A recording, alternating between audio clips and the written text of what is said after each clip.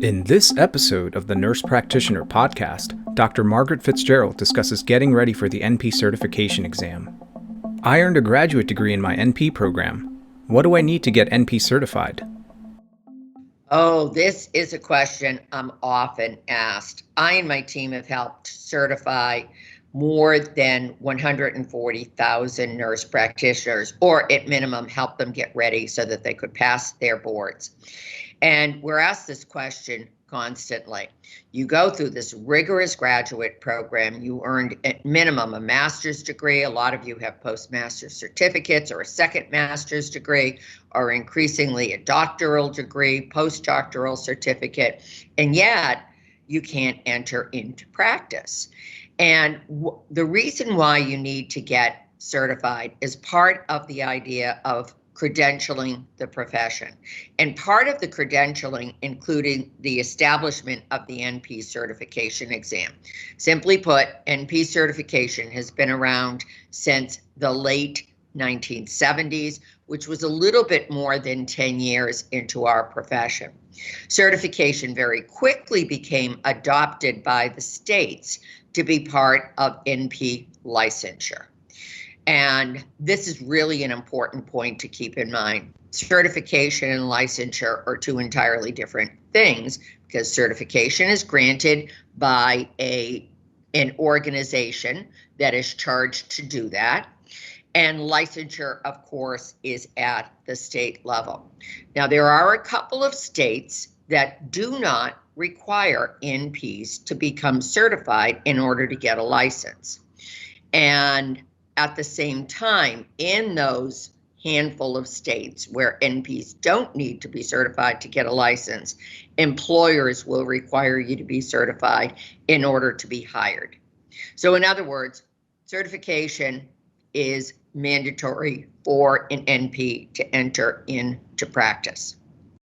What is the purpose of the NP certification examination? Interestingly, this is a question that often gets asked. Why do I have to get certified? And above and beyond that need to credential the profession, what I want you to keep in mind with certification is that it's not an artificial barrier to you getting out and practicing as an NP, but it's rather a validated qualifier of your ability to practice safely. So the purpose of the NP certification exam is to evaluate if the examinee, that would be you, possesses and can utilize the knowledge base needed to practice as a safe entry-level NP in whatever your area of preparation would be. For example, like the family NP, the scope of practice would be lifespan, and the practice setting is primary care. So the family NP exam is a test to see if you'll be a safe entry-level NP in primary care, able to take care of people over the lifespan.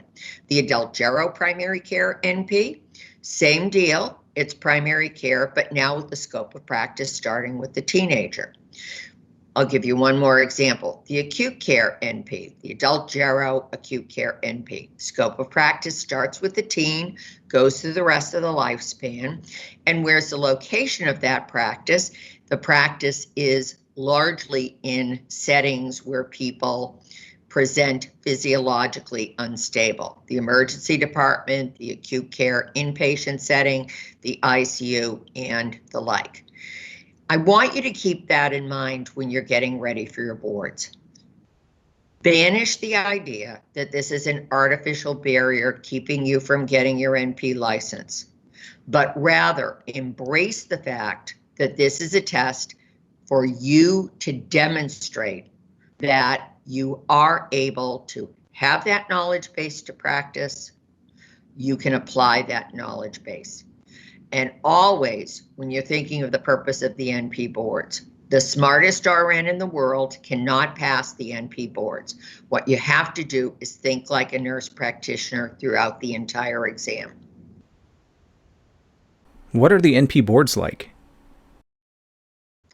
The NP boards are examples of standardized tests. So first, let me talk about generally the two types of exams. There are teacher-generated tests You folks are outstanding at taking teacher-generated tests, even if you don't think of yourself as a good test taker. And the reason why I can say with great confidence that you're outstanding at taking teacher-generated tests is look what you've done.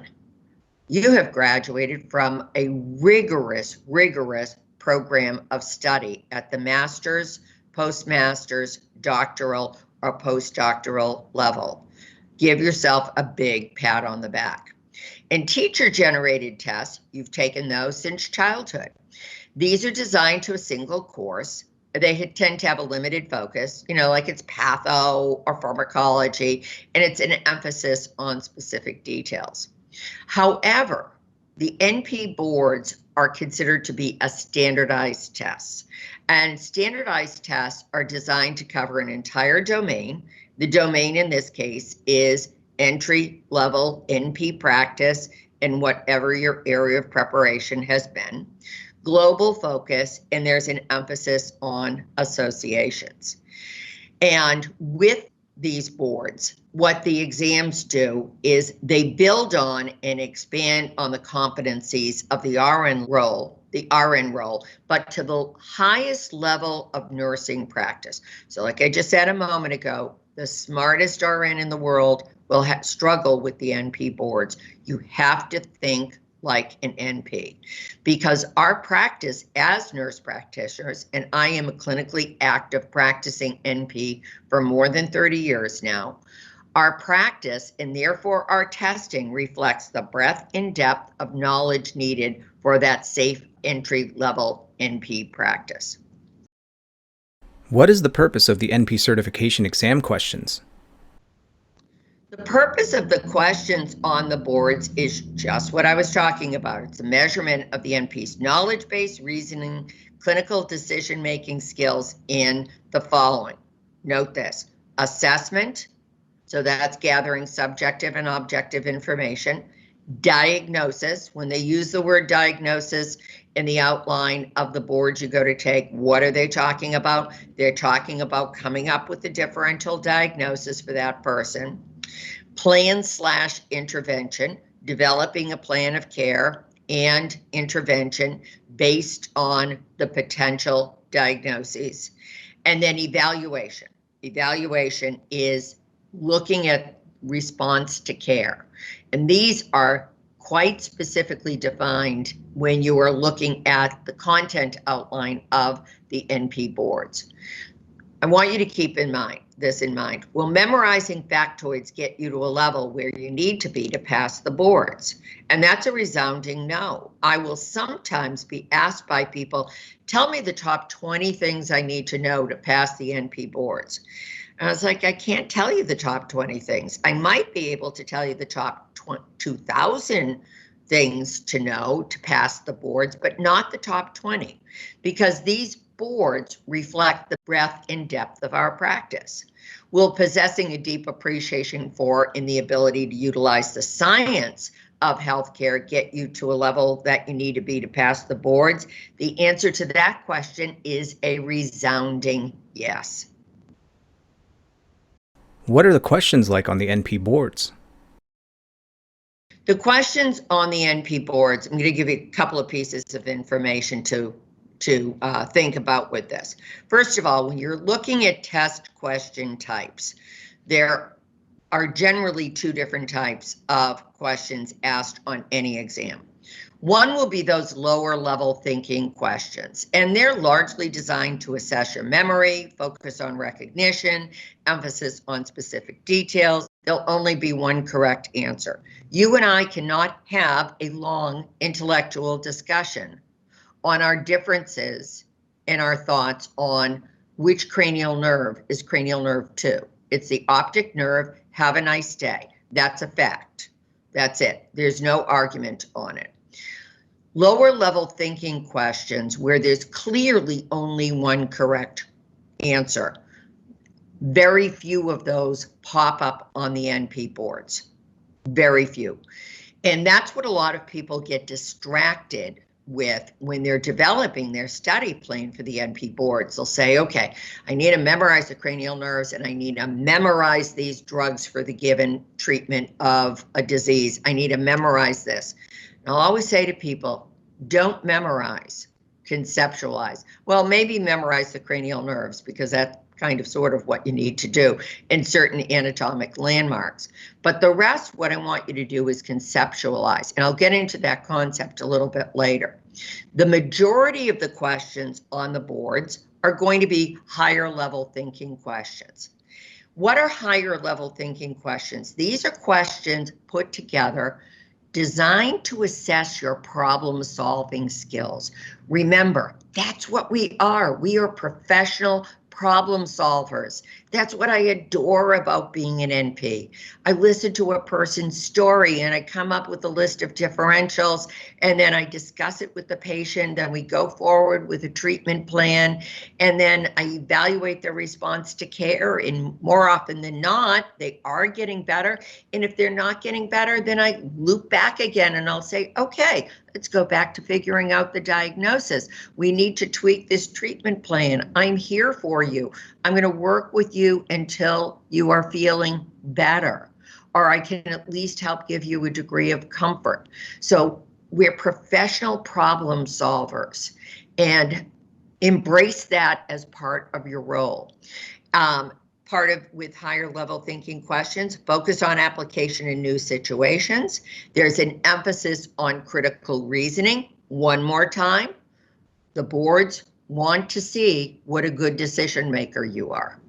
And how do you become a good decision maker? You need to have that depth and breadth of the knowledge base that an entry-level NP in your area of preparation would have. Here's the interesting part with these higher level thinking questions on the NP boards. Usually you're going to note that 2 answers are technically correct, but 1 is the best answer. Now, is this because the exams are tricky, that they're trying to trip you up? No. Remember, one more time, they're trying to test to see if you're going to be that safe entry-level NP in your area of preparation. And we should anticipate we'll be tested at a very, very, very high level because our practice is at a very high level. How the heck then do you figure out of the 2 correct answers, which is the best answer? You figure that out by reading the narrative of the question, the story of the question. Will hear people say, most of the time, the story of the question, which is technically called the stem of the question, has a lot of frivolous extra information in there. Oh, no. Every single word in the stem or the story of the question is important. And you will figure out one piece there that will tip you one way or another. So you're looking and you're going, wow, the first option and the fourth option, they're both correct. How am I supposed to figure out of the first and the fourth option that I've been given, which one is the right one? Always go back to the stem, to the question itself, and the answer will be revealed there. There'll be some little nugget of information that they're expecting you to pick up, and therefore you're able to apply that and come up with the right answer. Most of the time, the question style will be a 4-option test item. The stem, the question itself, as I mentioned, in 4 possible choices. There's no penalty for an incorrect answer. And that's a very fancy way of saying answer every question, even if it totally is that wild guess. You're going to encounter very few questions on the boards if you're properly prepared that are truly just wild guesses. But even with a wild guess, you have a 1 in 4 chance of getting it correct. There are select high-stakes exams. This is not one of them, where answering a question incorrectly takes some points off. This is not one of them, so answer every single question. Sometimes you will find other styles of questions, and these are the minority of the questions. And more than one answer will be correct, but they will never give you a question that says option 1, option 2, option 3, option for all of the above. Nope, there are no all of the above. There are no none of the above questions on the boards. And if one of the questions says, choose from more than one of the following, what they'll do is they'll tell you how many. Choose 2 of the following, 3 of the following, that type of thing. Also, you should anticipate some images.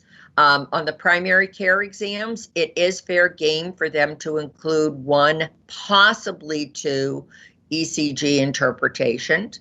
The acute care, obviously, more on that.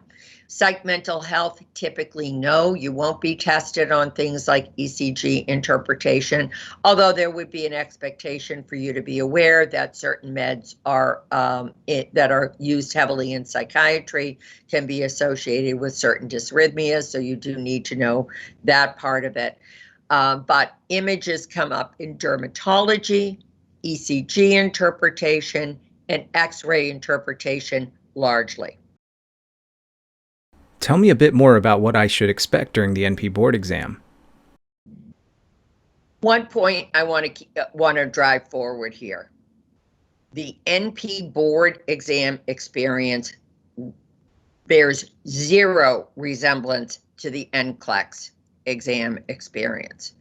And for those of you who might have become RNs and didn't take NCLEX, let me just go over NCLEX a little bit. I would be one of those people, but I've been an RN for many decades. So the NCLEX exam, the RN exam, what do you know about that? You sit down to take the exam. You don't even know how many questions you're going to get. You could get as few as about 75 questions. I believe the max you could get is 225 questions. And here's the reason why. With the NCLEX exam, let's say that a person is sitting down there. Again, this is an RN, entry-level RN exam. So the entry-level RN should know about IV therapy. So on the NCLEX boards, they throw the candidate a relatively kind of medium intensity question on IV therapy. The RN candidate answers it incorrectly. So the smart technology in the NCLEX exam says, whoops, we better toss this person some more IV therapy questions. Throws a couple of more questions. Oh, person gets the next 2 IV therapy questions correct, moves on. So that's one reason why you literally do not know how many questions you're going to answer on NCLEX until you're in the midst of the exam. With the NP boards, the test you sit for, in contrast to NCLEX, was predetermined before you sat down in that cubicle. It was all set. There are only so many versions of these NP boards.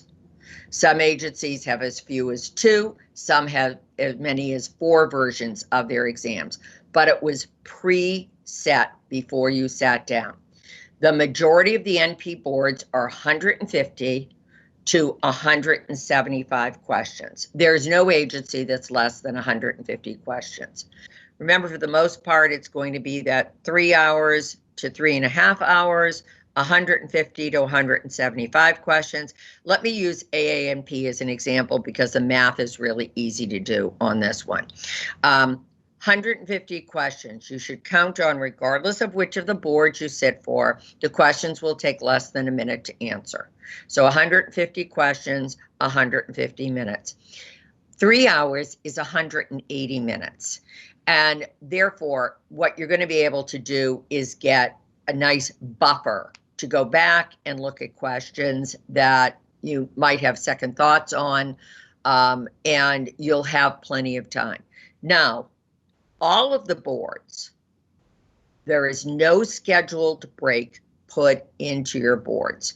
And the idea of sitting there for 3.5 hours with nothing to drink because you can't bring anything into the cubicle with you, no ability to even stand up and stretch, that might be more than you can handle.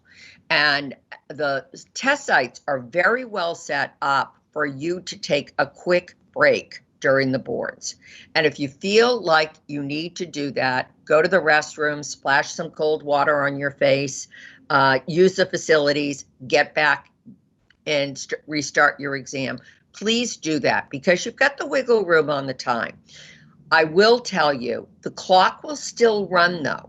The clock still runs. It doesn't stop and then start back up again when you're back in your seat to test.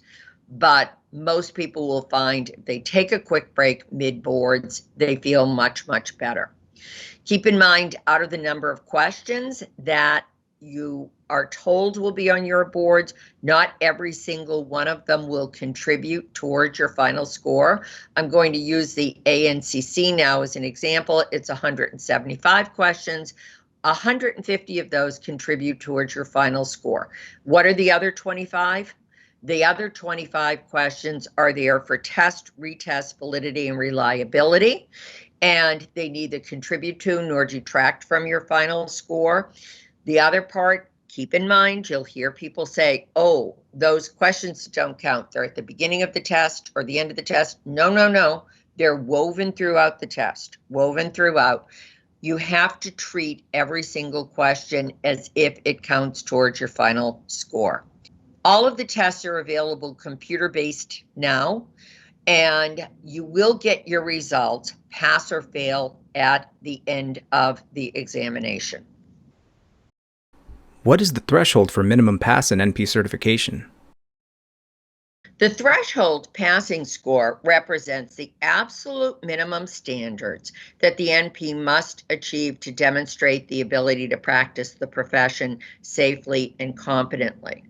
There is no set percentage. It's not like you have to score a 70% or 75% on the exam. No. But what happens is a group of content experts looks at each version of the boards and says, for a person to have demonstrated minimum competency, remember those words, minimum competency, not excellence, minimum competency, this person must answer X number of questions correct on the exam.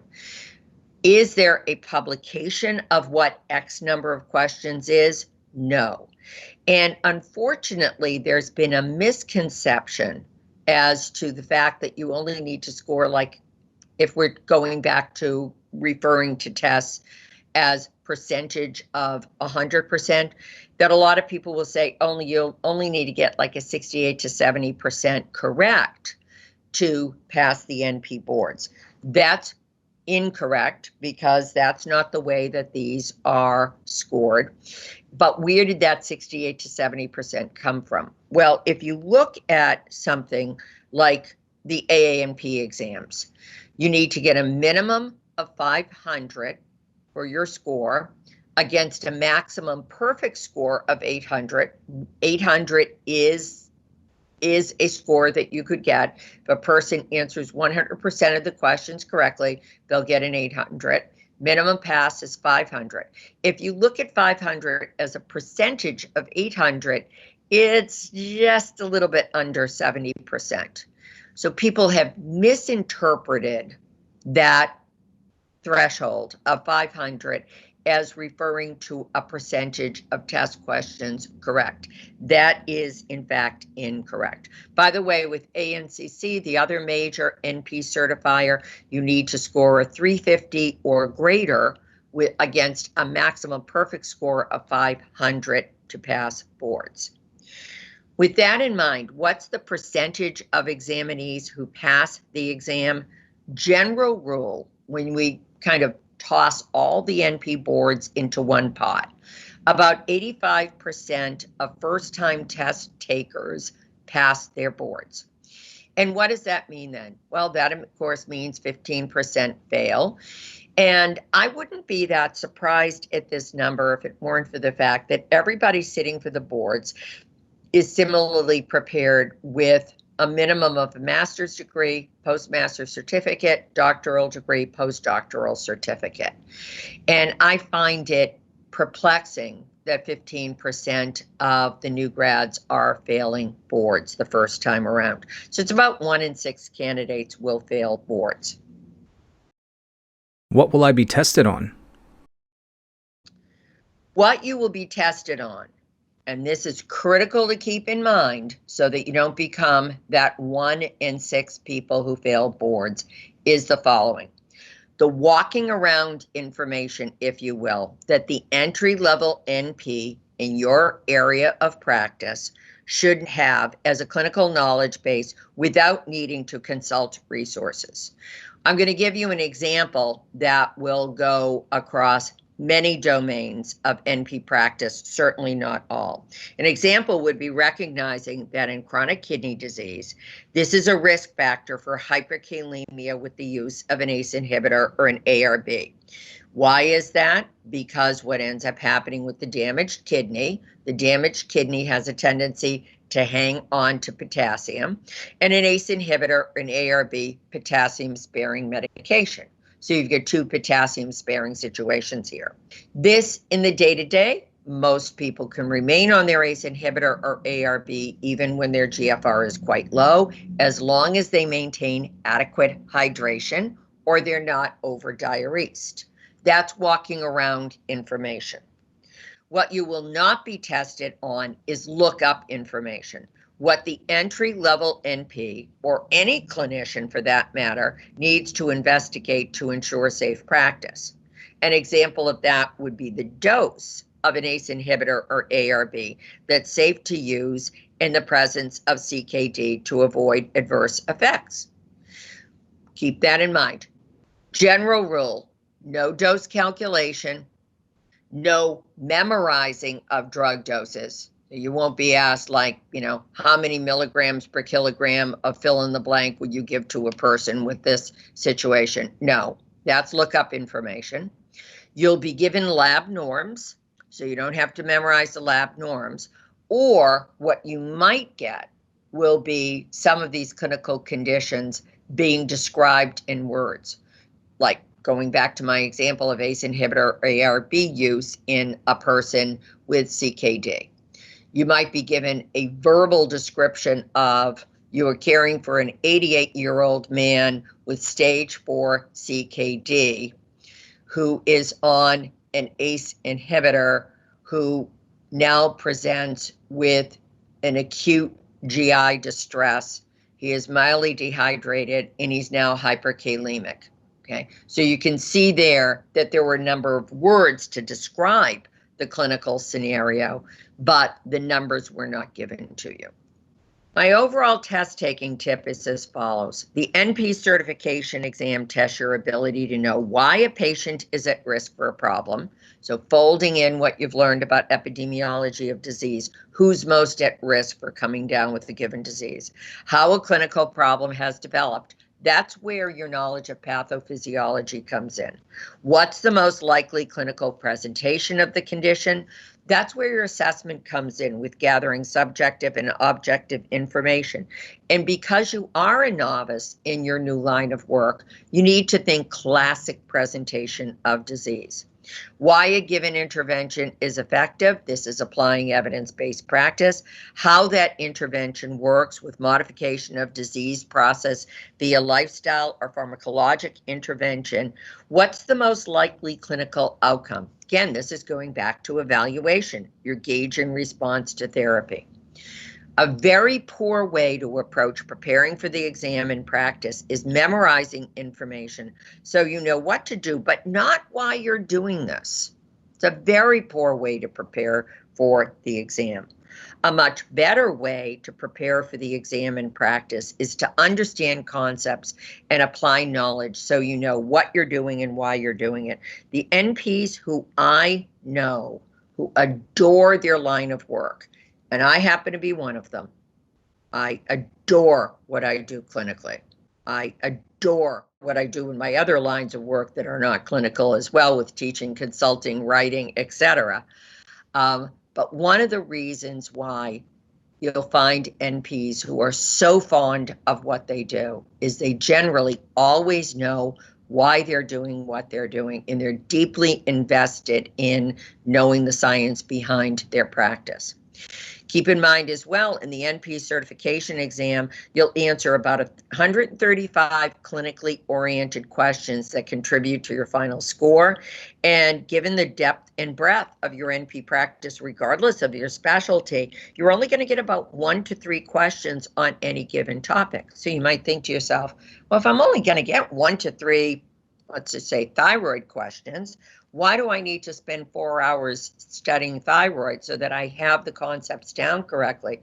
Because you don't know which 1 to 3 questions you're going to get. Therefore, what you need to have is that entry-level knowledge base and its application germane to your area of NP practice. What are the differences between the ANCC and the AANP FNP and the AGNP-PC exams? All right, I'm going to talk a bit about the 2 biggest areas of NP certification right now. And with the adult gero primary care and the family primary care, you have your choice of 2 different certifying bodies. ANCC, the American Nurses Credentialing Center, and they've been around since the late 1970s offering NP certification. Prior to that, they offered a number of different RN certifications. And to this day, they continue to offer a wide variety of RN level certification exams, plus some NP certification exams. The AANP has been around since the mid-1990s, and they offer NP certification in family, adult gero primary care, and then the emergency NP exam, which is a specialty exam. You have to already be a certified family NP to qualify to sit for the emergency nurse practitioner exam. There are other qualifications you need to have as well. The AANP exam is 100% of the questions are, if you will, exam room questions.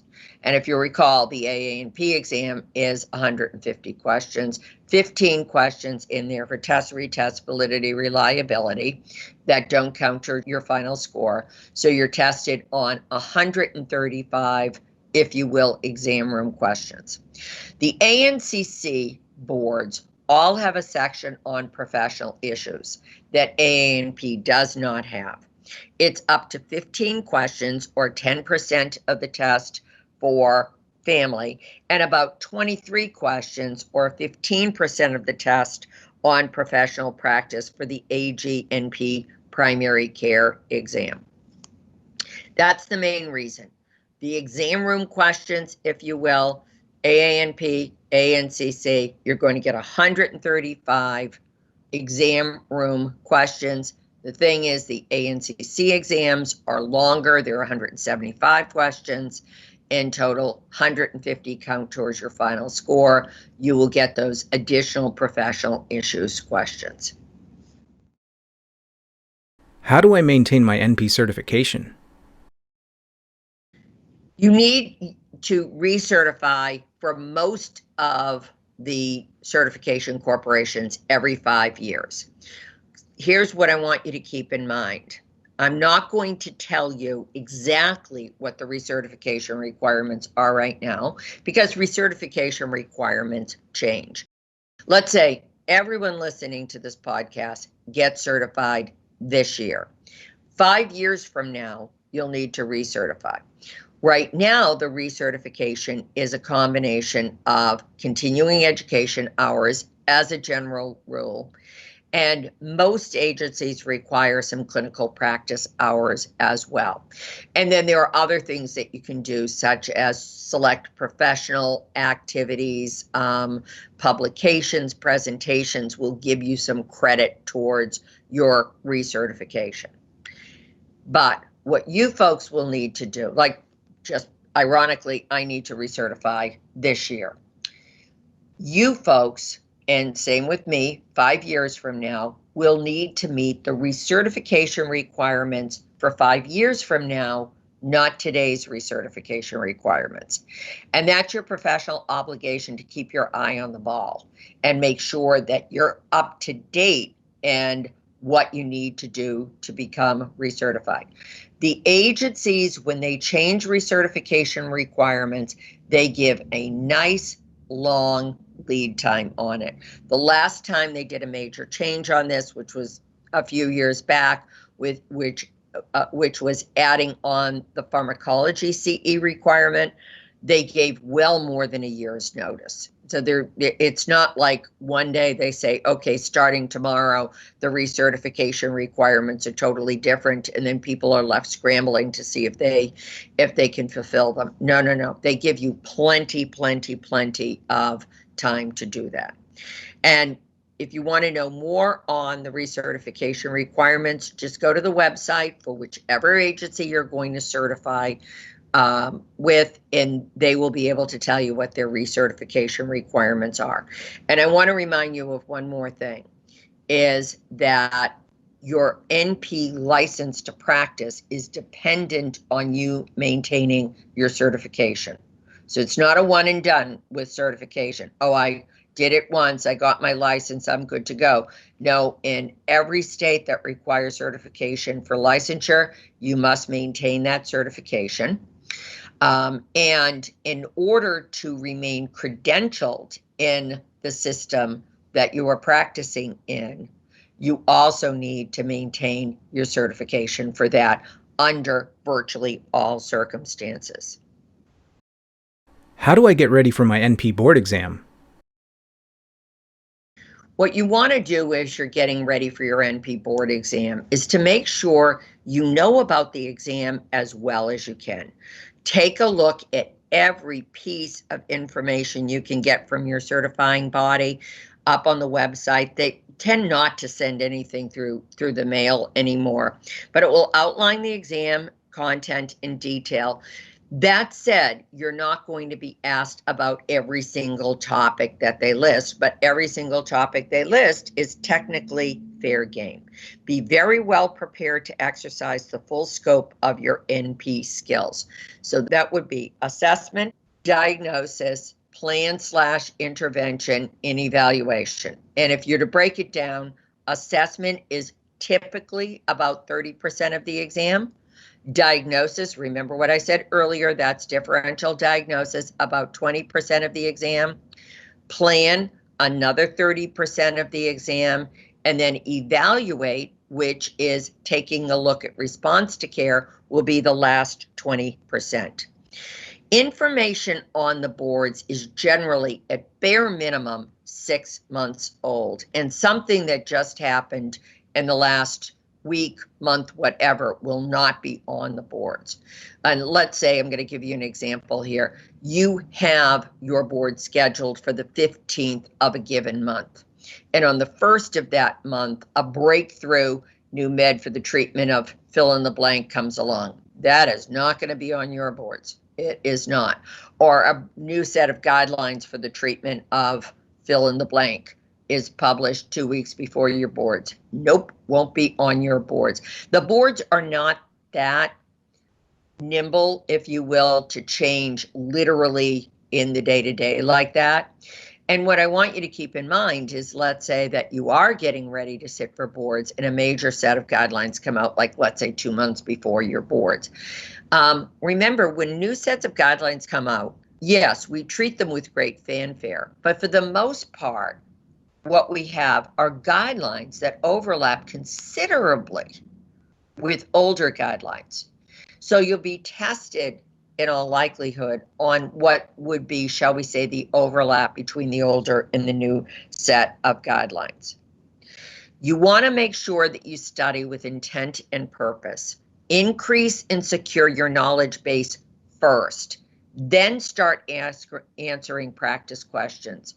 Please, I have counseled literally tens of thousands of people over the years to get ready for boards. I and my team at Fitzgerald Health Education Associates, we've worked with 140,000 NPs over the years to help them successfully pass boards.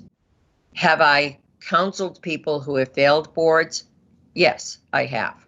What did they generally do incorrectly? They didn't work on knowledge base and clinical decision-making skills, building those up.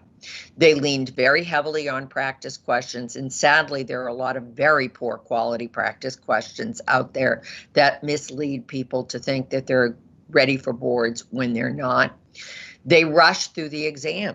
And quite often what I'll hear from them is, wait, but I thought the exam was easy. I was out of there in under 2 hours. I could not believe that I failed the boards. So what did they do? They weren't doing the analysis and the synthesis part of the NP role.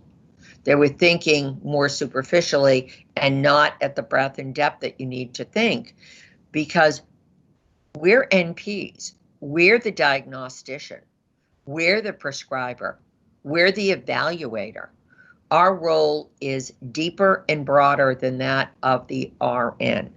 So please keep that in mind. If you go to my website, FAGA.com, I have a number of articles on developing a study plan for your NP boards, and including up there is an article on lessons learned from people who have failed boards, and you're going to learn a lot from that as well. So one more time, work on knowledge building, not just practice questions. And remember, this guides everything that I do when I'm working with people getting ready for the boards. NP knowledge equals NP power equals NP board success. You will be as powerful on this exam and in your practice as you are knowledgeable. And as a practicing nurse practitioner myself, I want to welcome you to what I believe is the best work on earth, being a nurse practitioner. Thank you so much for your time and attention. This podcast does not constitute medical advice and should not be taken as such, and does not replace professional judgment or advice. The ideas and viewpoints expressed in this podcast do not reflect the official position of the speakers, authors, affiliated organizations, the Nurse Practitioner Journal, or Wolters Kluwer.